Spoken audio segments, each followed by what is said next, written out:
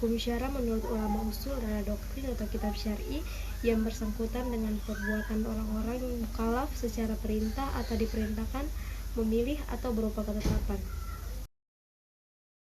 Syariat Islam menurut istilah berarti hukum-hukum yang diperintahkan Allah Subhanahu wa Ta'ala untuk umatnya yang dibawa oleh seorang nabi, baik yang berhubungan dengan kepercayaan atau akidah maupun yang berhubungan dengan amaliyah.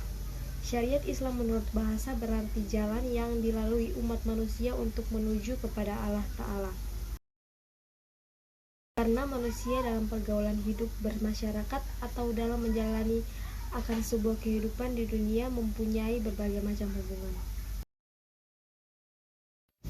Akidah adalah ketentuan atau ketetapan Allah yang fitrah yang selalu bersandar kepada kebenaran atau hak, sah selamanya, tidak pernah berubah dan selalu terikat dalam hati. Syariat merupakan ajaran Islam yang berhubungan dengan perbuatan dan tindak-tindak manusia. Akhlak adalah sifat manusia baik ataupun buruk yang akan muncul pengaruhnya dalam kehidupan. Dalam prakteknya, akhlak bisa dikatakan buah atau hasil dari akidah yang kuat dan syariat yang benar.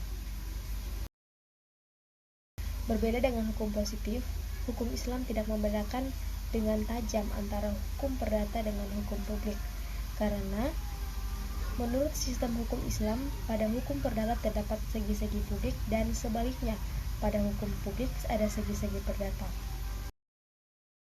Hukum perdata Islam yang termasuk yaitu yang pertama, munakahat atau hukum perkawinan, yang kedua wirasa atau hukum kewarisan, dan yang ketiga, muamalat atau hukum benda dan hukum perjanjian.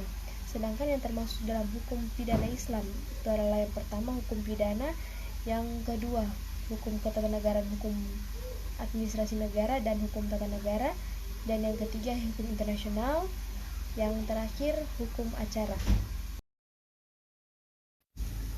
Ciri-ciri yang pertama yaitu bersumber dan merupakan bagian dari agama Islam, yang kedua bersumber dari Al-Quran dan Al-Hadis yang dikembangkan serta dirumuskan lebih lanjut oleh pemikiran manusia yang memenuhi syarat untuk berijtihad, yang ketiga mempunyai dua istilah yaitu syariah dan fikih.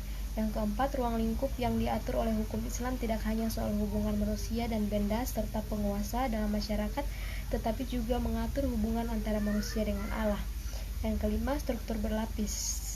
Struktur berlapis ini terdiri atas yang pertama, nas atau teks Al-Quran, yang kedua sunnah Nabi SAW untuk syariah, yang ketiga hasil ijtihad, yang keempat pelaksanaannya dalam praktik berupa terbagi juga atas dua, yang pertama keputusan hakim, dan yang kedua amalan-amalan untuk umat Islam dalam masyarakat.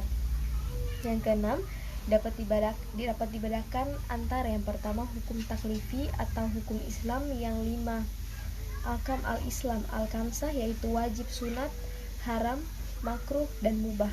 Yang kedua hukum wadi yang mengandung sebab syarta dan mani atau penghalang seperti telah disebut di atas. Dan yang ketujuh atau yang terakhir mengenai hak dan kewajiban. Hak asasi manusia menurut pandangan barat semata-mata bersifat antroposentris, artinya segala sesuatu berpusat kepada kepentingan dan kebebasan manusia. Dengan demikian manusia sangat dipentingkan. Sebaliknya, hak asasi manusia menurut pandangan Islam bersifat teosentris, artinya segala sesuatu berpusat kepada Allah sebagai Tuhannya. Dengan demikian Tuhan sangat dipentingkan sebagai tempat mengabdi. Yang pertama alasan sejarah, yang kedua alasan penduduk, yang ketiga alasan yuridis, yang keempat alasan konstitusional, dan yang kelima alasan ilmiah. Yang pertama, salah memahami ruang lingkup ajaran Islam, yang kedua salah menggambarkan kerangka dasar agama Islam, dan yang ketiga salah mempergunakan metode mempelajari Islam. Tujuannya secara umum yaitu untuk mencapai kebahagiaan hidup manusia di dunia dan di akhirat kelak dengan menjalankan perintah Allah dan menjauhi larangannya. Sedangkan menurut Abu Ishaq al-Syatibi merumuskan 5 tujuan, yaitu yang pertama agama, yang kedua jiwa, yang ketiga akal, yang keempat keturunan, dan yang kelima atau yang terakhir harta. Menurut Kamus Besar Bahasa Indonesia, sumber adalah asal sesuatu. Sumber hukum Islam adalah asal atau tempat diambilnya hukum Islam dalam kepustakaan hukum.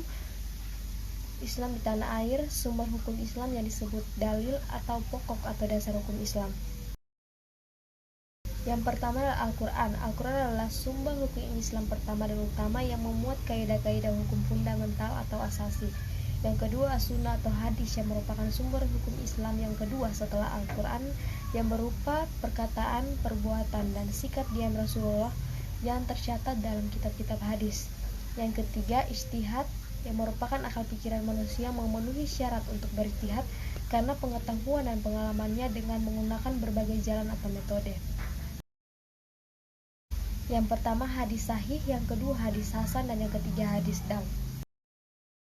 Karena dijadikan sebagai petunjuk pelaksanaan kaidah-kaidah fundamental yang terdapat dalam Al-Quran atau sebagai penjelasan atau tafsiran yang identik mengenai ayat-ayat Al-Quran atau sebagai kaidah-kaidah hukum baru yang perlu dikembangkan atau dirumuskan lebih lanjut oleh akal pikiran manusia yang memenuhi syarat merumuskannya. Asas dalam hukum Islam adalah dasar untuk berpikir dan bertindak oleh umat muslim yang bersumber dari Al-Quran dan hadis Rasul dalam melakukan sesuatu. Yang pertama, asas keadilan. Keadilan dalam Islam digantungkan kepada keadilan yang telah ditentukan oleh Allah dalam Al-Quran dan didukung oleh hadis dari Rasulullah SAW. Yang kedua, asas kepastian hukum.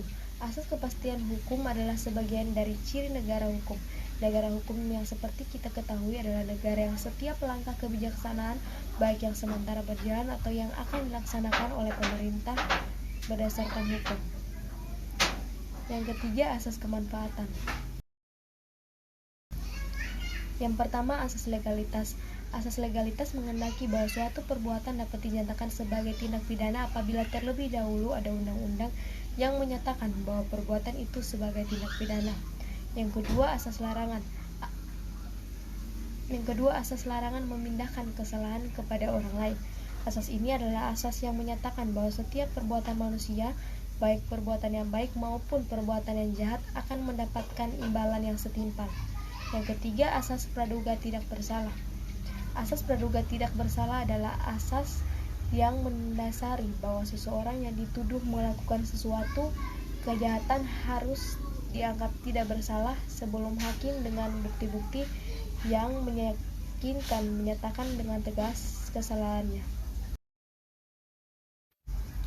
Yang pertama, asas kebenaran atau mubah. Yang kedua, asas kemaslahatan hidup. Yang ketiga, asas kebebasan dan kesukarelaan. Yang keempat, asas menolak mudarat.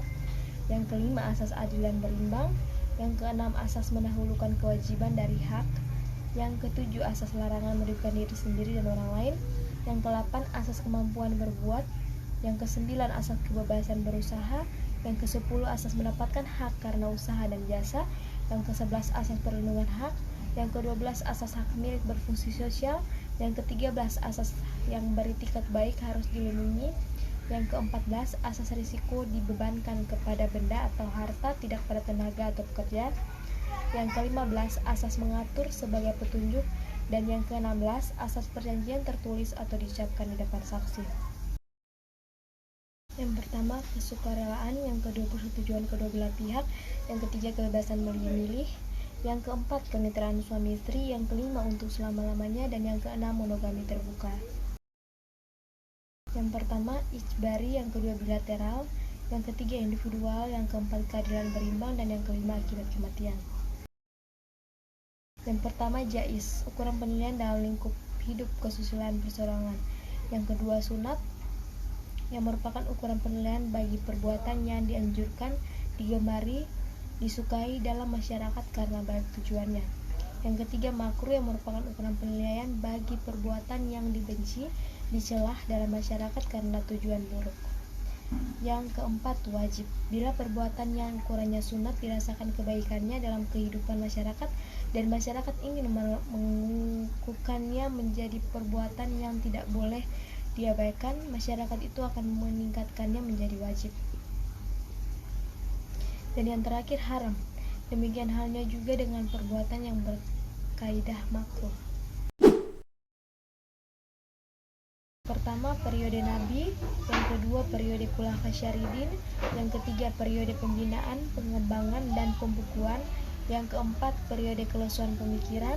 Dan yang kelima atau yang terakhir, periode kebangkitan kembali. Nabi Muhammad SAW dalam waktu yang relatif singkat, yaitu dalam masa waktu kurang dari 23 tahun, berhasil membangun ketiga institusi atau lembaga dalam bentuknya yang sangat unik. Yang pertama, kesatuan wilayah Islam yang luas telah retak dengan munculnya beberapa negara baru. Yang kedua, ketidakstabilan politik. Yang ketiga, pecahnya kesatuan kenegaraan atau pemerintahan. Dan yang keempat, timbul kelesuan berpikir di mana-mana. Sebelum Belanda mengukuhkan kekuasaannya di Indonesia, hukum Islam sebagai hukum yang berdiri sendiri telah ada dalam masyarakat, tumbuh dan berkembang di samping kebiasaan atau adat penduduk yang mendiami kepulauan Nusantara. Yang pertama, hukum adat bersumber pada kesadaran hukum yang hidup dalam masyarakat adat. Yang kedua, hukum Islam bersumber kemauan Allah yang berupa wahyu yang kini terdapat dalam Quran dan Sunnah. Yang ketiga, hukum Barat. Hukum Barat bertujuan untuk mencapai kepastian dan keadilan hukum dan bersumber pada kemauan pembentuk undang-undang. Hukum Islam dan hukum Barat tidak dapat dicerai pisahkan karena erat sekali hubungannya, seperti hubungan zat dengan sifat-sifat suatu barang atau benda. Di kalangan adat terdapat orang yang tahu tentang agama, dan di kalangan ulama dijumpai orang yang tahu tentang adat. Hubungan hukum adat dengan hukum Islam ini mungkin pula dapat dilihat dari sudut al-ahkam al-kamsah, yakni 5 kategori kaidah hukum Islam yang mengatur semua tingkah laku manusia muslim di segala lingkungan hidup dalam masyarakat. Hukum Islam merupakan hukum yang universal karena Islam merupakan agama yang universal sifatnya. Untuk mewujudkan hukum nasional sangat perlu ekstra untuk berhati-hati, karena di antara agama yang dipeluk oleh warga negara Indonesia itu ada agama yang tidak bisa dipisahkan dari hukum, misalnya agama Islam.